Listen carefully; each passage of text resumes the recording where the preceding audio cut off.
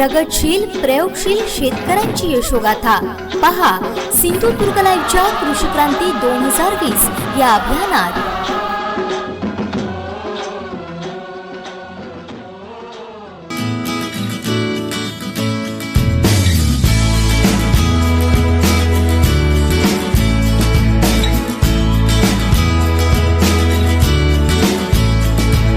नमस्कार, मी विनायक गावत सिंधुदुर्ग लाईव्ह मध्ये आपलं स्वागत करतो।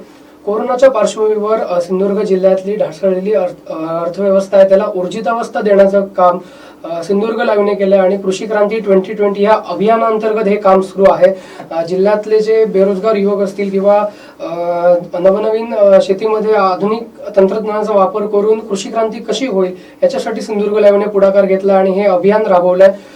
याच पार्श्वभूमीवर भारतीय जनता पार्टी मार्फत सुद्धा सिंधुदुर्ग जिल्ह्यामध्ये सिंधू आत्मनिर्भर अभियान अंतर्गत हळद लागवडीचाही उपक्रम चालू आहे आणि याचे प्रमुख आपल्या सोबत आहेत आणि या संदर्भातच माहिती आपल्याला ते देणार आहेत। आपल्या सोबत आहेत भाजपचे नेते आणि या सिंधू आत्मनिर्भर अभियानाचे प्रमुख अतुल काळसेकर साहेब। काळसेकर साहेब, सर्वप्रथम सिंधुदुर्ग लाईव्ह मध्ये आपलं मी स्वागत करतो। धन्यवाद। जसं मी म्हटलं की सिंधुदुर्ग लाईव्हने कृषी क्रांती 2020 या अभियानाअंतर्गत एक कृषी क्रांतीकडे आपला जिल्हा पुन्हा एकदा वळवण्यासाठी प्रयत्न केला। त्याच बरोबर भारतीय जनता पार्टी मार्फतही आपण सिंधू आत्मनिर्भर अभियानाअंतर्गत आज हळद क्रांतीकडे सिंधुदुर्ग जिल्ह्याला नेण्याची वाटचाल जी आहे ती सुरू झालेली आहे। महिला बचत गटांना आपण हळद पिकाचं वाटपही केलेलं आहे। एकंदरीत या संपूर्ण तुमच्या अभियानाबद्दल एक प्रमुख म्हणून काय सांगाल आणि याची या मागची नेमकी तुमची संकल्पना काय आहे? सर्वप्रथम लाईव्ह सिंधुदुर्ग लाईव्हच्या सगळ्या टीमचं मनापासून अभिनंदन आणि त्यांच्या कृषी क्रांती 2020 अभियानाला भारतीय जनता पार्टीकडनं शुभेच्छा। खरं म्हणजे सिंधुदुर्ग जिल्हा हा चाकरमान्यांचा जिल्हा म्हणून ओळखला जातो। कधी काळी आपला जिल्हा हा मनी ऑर्डरवर चालणारा जिल्हा अशी आपल्या जिल्ह्याची ओळख होती। म्हणजे आपल्या जिल्ह्याचा 10वी 12वीचा रिझल्ट अत्यंत चांगला लागतो, पण 10वी 12वी नंतर चांगली मुलं, चांगले पर्सेंटेज असलेली मुलं आपल्या जिल्ह्यात थांबत नाही। ते जिल्ह्यातनं बाहेर जातात, मुंबईत जातात, पुण्यात जातात, गोव्यात जातात, कोल्हापुरात जातात, महाराष्ट्रातल्या वेगवेगळ्या शहरात जातात। नोकरीनिमित्त सुद्धा आपल्या जिल्ह्यातनं बाहेर मोठ्या प्रमाणात लोक जातात। म्हणजे आपल्या जिल्ह्यामध्ये बऱ्याच वर्षानंतर म्हणजे गिरणी कामगारांच्या संपाच्या नंतर हे रिव्हर्स मायग्रेशन मोठ्या प्रमाणात करोना महामारीच्या पार्श्वभूमीवर झालेलं आहे। किती झालंय तर जवळजवळ 1,20,000 पेक्षा जास्त चाकरमानी मुंबई, पुणे, विरार, वसई, कल्याण, डोंबिवली, कोल्हापूर, गोवा इथून त्यांच्या नोकऱ्या गेल्या आहेत काही जणांच्या आणि ते सगळे परत आपल्या जिल्ह्यामध्ये आता तरी 1,20,000 आलेत। आणि मला या सगळ्या पार्श्वभूमीवर जवळजवळ 15 ते 20 क्वारंटाईन सेंटरमध्ये आम्ही जाऊन या चाकरमान्यांशी संवाद साधला।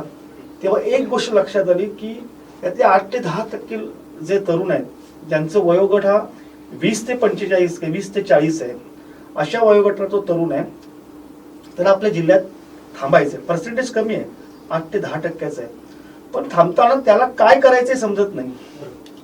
कोणता उद्योग करायचा, शेती करावीशी वाटते, कृषी क्षेत्रात काम करावं असं वाटतं, पण काय करावं असं लक्षात येत नाही। आणि त्यावेळेला मी असेन, भगीरथ ग्रामविकास प्रतिष्ठानचे प्रसाद देवधर असतील, माझे मित्र प्रभाकर सावंत असेल, सगळ्यात गोष्ट मुख्य म्हणजे डोंबिवली कल्याणचे आमचे आमदार रवींद्र चव्हाण साहेब, विनोदजी तावडे यांच्याशी या विषयावर चर्चा चालू होती। कारण ह्यांना रिव्हर्स मायग्रेशन हे त्यांच्याच मुंबईतनं कल्याण, डोंबिवली आणि ह्या सगळीकडनं आपल्या जिल्ह्यात आले, काहीतरी केलं पाहिजे, यांना आपण नीट गायडन्स केला पाहिजे असं ते पहिल्यांदा आलं। आणि त्यातून जी ऍक्टिव्हिटी ठरली ती म्हणजे सिंधू आत्मनिर्भर अभियान। आणि या ऍक्टिव्हिटीमध्ये पहिलं ठरलं की यांच्यापैकी किती जणांना खरोखर वाटतं, त्यांचा कल काय, त्यांना काय करावं असं वाटतं। म्हणजे एक प्रश्न जो मी नेहमी सांगतो ना, बऱ्याच जणांना त्या ठिकाणी 30,000, 40,000, 45,000 मुंबईमध्ये पगार होतात। काही जण एक कुक भेटला मला बेंगलोरमध्ये, एका 5 स्टार हॉटेलमध्ये असिस्टंट कुक म्हणून तो काम करतो। जवळजवळ ₹1,00,000 जास्त पगार होता। बनियन आणि हाफ पॅन्टीवर तो बरोबर. मला त्या कुडाळ तालुक्यातल्या एका गावामध्ये भेटलं.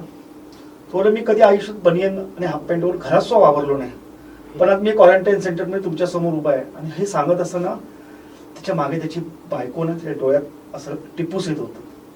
आणि मला लक्षात आलं की ह्यांना सगळ्यांना, पण साहेब मला आता वाटते की मला माझ्या जिल्ह्यामध्ये राहायचं आहे. अशी सगळा क्लास आहे, या क्लासला नीट गाईड करावं, नीट मार्गदर्शन करावं म्हणून एक गुगल फॉर्म्स तयार केला. त्या गुगल फॉर्मच्या माध्यमातून हा सर्वे सुरू झाला आणि आमच्या सुदैवाने त्याच दरम्यान त्याच्यात आधी 2-3 दिवस आधी माननीय पंतप्रधान नरेंद्र मोदी साहेबांनी आत्मनिर्भर पॅकेजची घोषणा केली होती आणि त्याचाही अभ्यास आम्ही सुरू केला की आत्मनिर्भर पॅकेजचा फायदा ह्या आपल्या जिल्ह्यातल्या तरुणांना, ह्या चाकरमान्यांना आपण कसा देऊ शकतो, कुठल्या कुठल्या सेक्टरला याचा फायदा होऊ शकतो.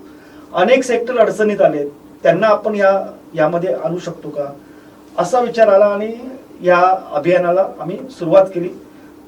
आतापर्यंत गुगल सर्वेतनं 300-350 लोकांनी तो फॉर्म भरलाय. त्याचा अनालिसिस पुढच्या 4-5 दिवसात आणखी अजून लोक येतं गुगल फॉर्म भरतात का वाट बघतोय आम्ही. आणि त्यानंतर आम्ही याचं प्रशिक्षण, यांना बँकांपर्यंत घेऊन जाणं, यांना नीट म्हणजे मी सांगतोय की त्यांना असं नुसतं सुचवणार नाही आहोत, त्याचा पूर्ण अभ्यास करून त्यांना ट्रेन करून त्या व्यवसायामध्ये आपण पाडणार. अनेक पर्याय आहेत त्यात व्यवसायात. म्हणजे सुरुवातीच्या कालखंडामध्ये आम्ही ठरवलंय की त्यांना काही रोल मॉडेल टाकले. सिंधुदुर्ग जिल्ह्यात तुम्ही धंदा करू शकतो का, शेती करू शकतात का, कृषीविषयक काही शेती प्रयोग करू शकता का, तर अशी काही रोल मॉडेल आपण दाखवतो. म्हणजे भरणी गाव आहे, त्या भरणी आणि पांगरणमध्ये पांढरा कांदा होतो. 6-7.5 टन कांदा भरणी आणखी याच्यामध्ये होतो. वेतरामध्ये चांगली भाजी होते, फुलशेती होते, तर ती आपण काही दाखवू शकतो का. जे बांद्याच्या जवळ विलवडे आहे, ते विलवडे गाव असं आहे, ते विलवडे गाव अगदी पेडण्या किंवा पणजीमध्ये मार्केटमध्ये गेलात ना आणि तिथे मार्केटमध्ये भाजी मार्केटमध्ये तुम्ही विचारलं की बाय वाली कशी, तर ती सांगतात की विलवड्याची वाला. म्हणजे एवढं आपलं हे आहे. सोन्याळी केळी दोडामार्गची असं सांगण्याचं म्हणजे त्या गावाने आपली ओळख निर्माण केली. दांडेलीचं कोकम असेल, अशी अनेक गावांची, म्हणजे आमच्या कणकवलीमध्ये मंगळवारच्या बाजारामध्ये मसुरा वेरलीतनं मिरची येते आणि प्रसिद्ध. किती वर्षाची परंपरा आहे, काही अनेक वर्ष. मंगळवारचा बाजार तर माझ्याविषयी 100 वर्ष पूर्ण झाले असेल मंगळवारच्या बाजारात कणकवलीच्या. पण दर मंगळवारी जेव्हा सीझन असतो मिरच्यांचा, मिरची आमच्या मंगळवारच्या बाजारात आणि ते प्रसिद्ध आहे, मसुऱ्याची वेरलीची मिरची. म्हणजे अशी मॉडेल जी आहेत ना, ही गावांची मॉडेल जी आहेत ही त्या तरुणांना आम्ही दाखवणार आहोत. दुसरा जो विषय करणार आहोत, काही बिझनेस मॉडेल्स आहेत. म्हणजे वाडोसचं अंड्यांचं गाव असेल, म्हणजे आपल्या जिल्ह्याची अंड्यांची रिक्वायरमेंट आणि त्या गावाने क्लस्टर पद्धतीने केलेलं लेअर कोंबड्यांचं पोल्ट्र्या, अशी काही मॉडेल्स आहेत की त्यात तुम्ही अंड्यांच्या गावात हा एक चांगला प्रयोग आहे. पोल्ट्री सारखा विषय असेल तो आम्ही दाखवू शकतो. म्हणजे लट्टे सावंतवाडीमध्ये तुमच्या जुन्या ऑफिस समोर तो देसाईने काढलेला हे दुकान आहे. म्हणजे त्यांनी दुधाळ जनावरं घेतली आहेत, ते इथे जवळजवळ 35,000 रोजचं दूध विकतात सावंतवाडीमध्ये. अधिकचं दूध आहे, त्याच्यापासून मावा, पेढे, आम्रखंड असं बनवतात. अशी काही सक्सेस मॉडेल जी आहेत ना, ती मॉडेल दाखवू. डॉक्टर हेडगेवार प्रकल्प आहे, त्या प्रकल्पामध्ये फूड प्रोसेस म्हणजे फळ प्रक्रिया विषयावरचे प्रयोग होतात. सिंधुदुर्ग औद्योगिक सहकारी संस्था, ज्या संस्थेचं मी प्रतिनिधित्व करतो, म्हणजे आम्ही बनवणारे प्रॉडक्ट आहे, जवळजवळ 4.5-5 कोटीचा टर्नओव्हर एखादी सोसायटी करते, ती दाखवू. असे काही प्रयोग दाखवू त्यांना की ही सक्सेस स्टोरी आहे, हे तुम्ही करू शकता. आणि मग ते जे चॉईस करतील त्याप्रमाणे त्यांना प्रशिक्षित करून बँकांकडे नेऊन त्यांना मदत करून त्यांना आम्ही यशस्वी करण्यासाठीचा प्रयत्न या अभियानाच्या निमित्ताने करणार आहोत. नक्कीच तुमच्या बोलण्यावरनं मला एक लक्षात आलं की अनेक जे प्रोजेक्ट आहेत ते भविष्यामध्ये तुम्ही करणार आहात. मात्र सुरुवात जी आहे तुम्ही हळद या पिकापासून केलेली आहे. नेमकं या पिकाची पहिली निवड करण्याचं कारण काय, आणि कणकवली असेल किंवा सावंतवाडी, कुडाळ ह्या सर्व मतदारसंघामध्ये आज त्याचं वाटप होतं, त्याबद्दल काय सांगाल? म्हणजे याचं क्रेडिट कल्पना जरी मनात आली तरी हे राबवण्यासाठीचा पुढाकार घेतला असेल तो कणकवली विधानसभेचे आमचे आमदार नितेशजी राणे, आणखी कोकणाचे आमचे प्रमुख त्यांना कोकणातले आणि डोंबिवलीचे आमदार माजी मंत्री राज्यमंत्री रवींद्र चव्हाण साहेब यांच्या सहकार्याशिवाय हे सक्सेस करणं आम्हाला अशक्य होतं. म्हणजे आज मी जवळजवळ म्हणजे गेल्या 4 दिवसामध्ये 14 पेक्षा जास्त ठिकाणी आमची 14 मंडळ आहेत. जसं हे 8 तालुके तसं भारतीय जनता पक्षाचे 14 तालुके आम्ही केले. या 14ही तालुक्यांमध्ये मी आज गेलो. 14ही तालुक्यांमध्ये कार्यक्रम झाले, खूप छान कार्यक्रम झाले. आणि याचं वैशिष्ट्य असं मला जे वाटतं की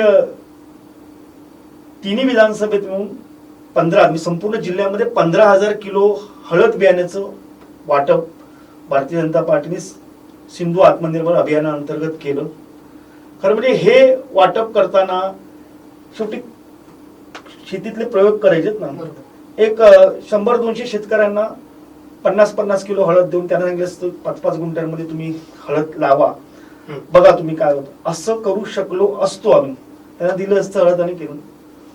पण तसं न टाळता हा प्रयोग करताना जिल्ह्यातली महिला असं डोळ्यासमोर ठेवून हा प्रयोग केला. कारण या प्रयोगामध्ये ही जी 15,000 किलो हळद आहे ही महिला बचत गटांच्या मार्फत गावातील महिलेपर्यंत पोहोचवली आहे. त्या महिला बचत गटांमधले जे काही महिला सभा सदस्य आहेत त्यांनी आपल्या परिसरामध्ये 1-1.5 किलो हळद आपल्या परिसरात लावली आणि शास्त्रीय पद्धतीने लावली. डॉक्टर प्रसाद देवधर ह्या सगळ्या अभियानामध्ये आमच्या सोबत आहेत आणि त्यांनी या 14च्या 14 ठिकाणी मी बोललो तेही बोलले. त्यांनी काय सांगितलं असेल तर ही हळद शास्त्रीय दृष्टिकोनातून कशी लावायची. हळद लागवडीमध्ये प्रचंड चुका होतात आणि त्यामुळे आपल्याकडे हळद लावताना हळद कुसते, होत नाही, वेळेत होत नाही. 9 महिन्यात होणारं पीक हे जवळजवळ 1.5 वर्ष 2 वर्ष लागतं पिकाला. अशा अनेक अडचणी आहेत. ह्या अडचणी डॉक्टर प्रसाद देवधर त्यांना शास्त्रीय पद्धतीने हळदीची लागवड कशी व्हावी हे सांगतो. आणि मी मगाशीच म्हटलं की महिला बचत गटांच्या माध्यमातून ही चळवळ आम्ही पुढे नेण्याचा प्रयत्न केला. याचं कारण का, आपल्या जिल्ह्यामध्ये नरेंद्र मोदी साहेबांच्या कल्पनेत ना उमेद नावाची महिला बचत गटांची चळवळ सुरू आहे आणि जवळजवळ 10 बचत गटांचा एक ग्रामसंघ अशा पद्धतीचं मॉडेल तयार करून आपल्या जिल्ह्यामध्ये 434 ग्रामसंघ, 434 गुणिले 10 बचत गट, एवढे बचत गटांचं संघटन उमेद DRDA जी आहे जिल्हा परिषदेची, त्या DRDA मार्फत त्याचं नियोजन होत आहे. आणि असे एवढे बचत गट झालेत. ह्या 434 ग्रामसंघांपैकी जवळजवळ 384 ग्रामसंघ असे ते ऍक्टिव्हली काम करतात, त्यांच्या परीने करतात आणि त्यांच्या सगळ्यांच्या खात्यांमध्ये 6-6 लाख रुपये आता जमा झालेले आहेत.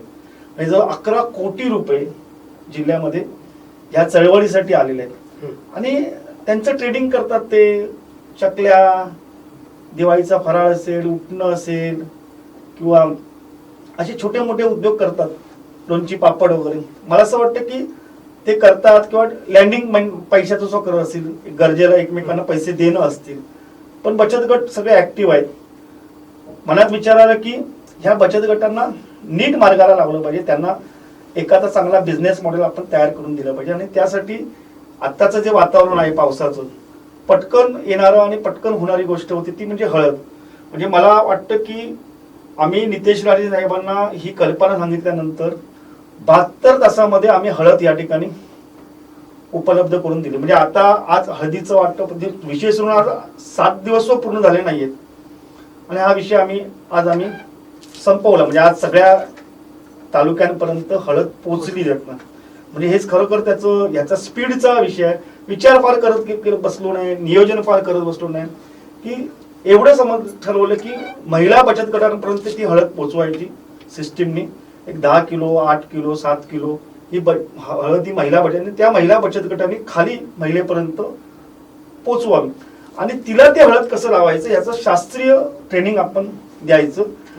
आज जवळजवळ हे सगळं वाटप झाल्यानंतर माझ्या हिशोबाने 8 ते 10 हजार महिलांपर्यंत हळद पोचली. जेव्हा 15,000 किलो हळद जेव्हा लागवडीसाठी जाते, 9 महिन्यांनी त्याचं जेव्हा पीक येईल तेव्हा ती ओली हळद जी आहे ना ती 3 लाख किलो असेल. म्हणजे 15,000 किलो हळद लावली आहे. निसर्गाचा चमत्कार आहे. जवळजवळ 3 लाख किलो हळदीचं उत्पन्न, ओल्या हळदीचं उत्पन्न होईल. आणि ओल्या हळदीचं जेवढं उत्पन्न याच्या 33% 30% ही हळद पावडर तयार होऊ शकते. म्हणजे जवळजवळ 60,000 किलो हळद पावडर आपल्या जिल्ह्यामध्ये तयार होईल. म्हणजे त्याची कॉस्ट जर काढायची म्हटली तर जवळजवळ 1 कोटीपेक्षा जास्त कॉस्ट होते. म्हणजे शेतीमध्ये किती पैसा मिळू शकतो याचं उत्तम उदाहरण आहे. म्हणजे सांगताना आपण नेहमी सांगतो भाताच्या तिप्पट नफा या हळदीतनं आपल्याला आहे. आणि तो नफा असल्यामुळे म्हणजे आता मी सांगितलं ना 60 रुपयाची हळद आहे सरासरी. 15 किलो हळदीचं 15,000 किलो आपण हळद लावली, 60,000 किलो हळद म्हणजे तिप्पट हळद पावडर आपल्याला मिळाली त्यातनं. म्हणजे एवढे पैसे, असा पैसा आता तरी कुठल्याच शेतीच्या पिकामध्ये नाहीये. आणि सहजपणे म्हणजे लक्षात आलं असेल की जवळ 10,000 लोकांपर्यंत हा विषय आम्ही सहजपणे पोहोचवला.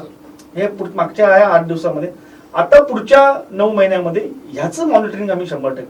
म्हणजे हळद देताना नुसती हळद अशी दिली नाही त्यांना, त्यांचा डाटा कलेक्ट केला. कुठल्या बचत गटाला कुठल्या महिलेला किती हळद दिली ह्याचं नोटिंग एवढ्यासाठी केलं की या डाटाच्या आधारे पुढच्या 9 महिन्यामध्ये त्याचं मॉनिटरिंग करता येईल. कशा पद्धतीने एक 3 कृषी सहाय्यक आम्ही आमच्या अपॉइंट करतो की जे या महिला बचत गटांना मदत करतील. कशी लागवड करायची, पुढे काय, खत कधी द्यायचं, लागवडीसाठी काय अडचणी आहेत का,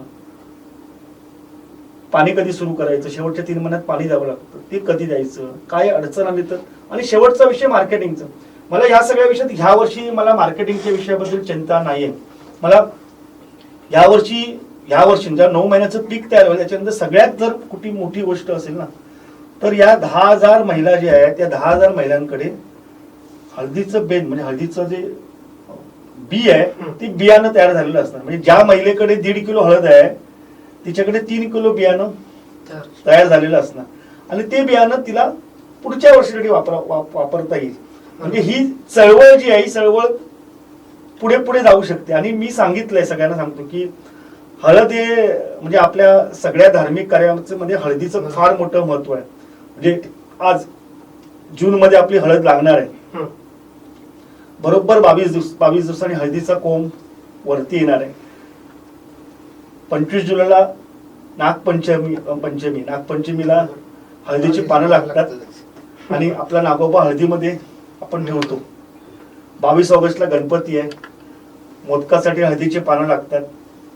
गौरीला हळदीचं रोप लागतं, पानांचं रोप लागतं.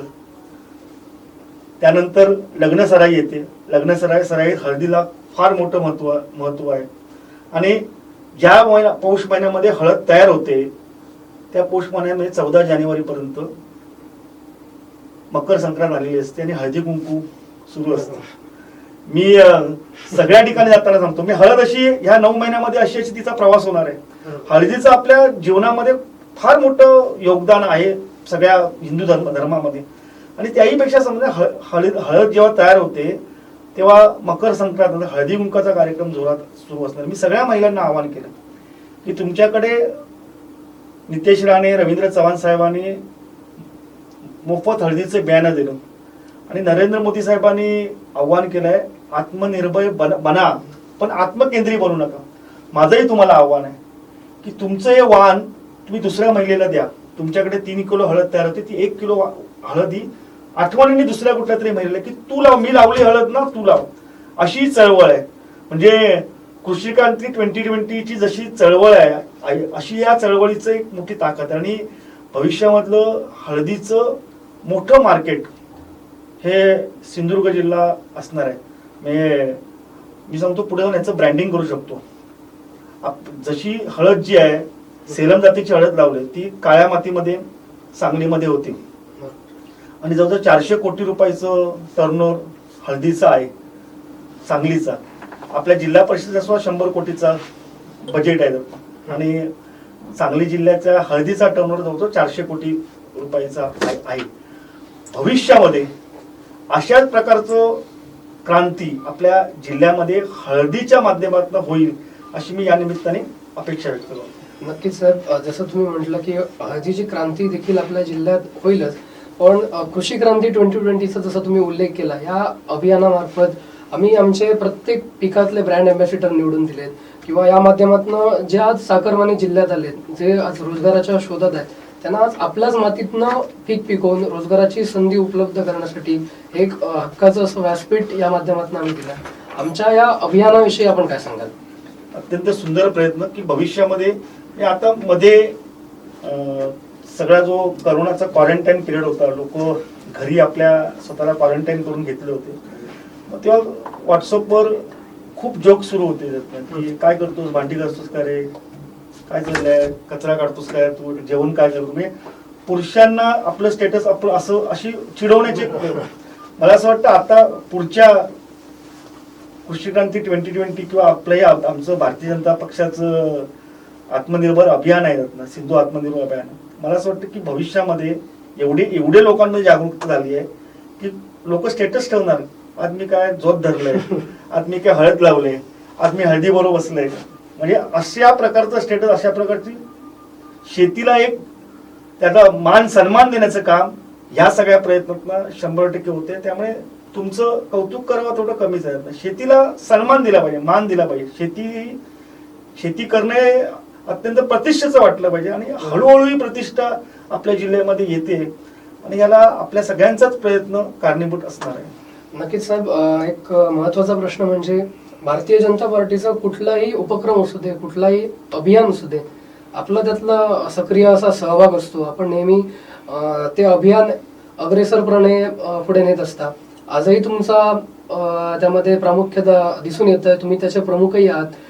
कशा पद्धतीनं भविष्यात देखील आपण वाटचाल करणार आहात आणि याबद्दल काय सांगाल? म्हणजे नेहमी एक भूमिका असते, माझी ओळख किंवा माझ्या पदाचं जे महत्व आहे किंवा त्याची ताकद आहे, या ताकदीचा उपयोग, माझ्या ओळखीचा उपयोग किंवा माझ्या कल्पनेचा उपयोग माझ्या जिल्ह्याला झाला नाही, त्याचा काही उपयोग नाही मला. आणि जास्तीत जास्त विषय जिल्ह्यापर्यंत पोहोचवण्यासाठी, जिल्ह्यातल्या लोकांना मदत करण्यासाठी, त्याचा उपयोग होण्यासाठी माझा नेहमीच प्रयत्न असतो. म्हणजे कर्जमाफीचा विषय असेल किंवा हे आत्मनिर्भर पॅकेज आहे, हे आत्मनिर्भर पॅकेज शेतकरी, मच्छीमार, उद्योजक, दुकानदार सगळ्यांसाठी आहे. महिला बचत गटांसाठी, दूध व्यवसायांसाठी, काजू धंद्यांसाठी. आमची तळमळ हीच असते भारतीय जनता पार्टी कार्यकर्ते, हे जे सरकारने केलंय ना ते लोकांपर्यंत पोहोचलं पाहिजे. भारतीय जनता पक्षाच्या मागच्या 5 वर्षातल्या सरकारचं वैशिष्ट्य काय असेल ना, तर भारतीय जनता पार्टीचं सरकार आणि संघटना एकत्र झालं होतं. ती प्रत्येक अभियान जे आहे ना, प्रत्येक योजना आहे ना, ती पार्टीने अभियान म्हणून राबवली.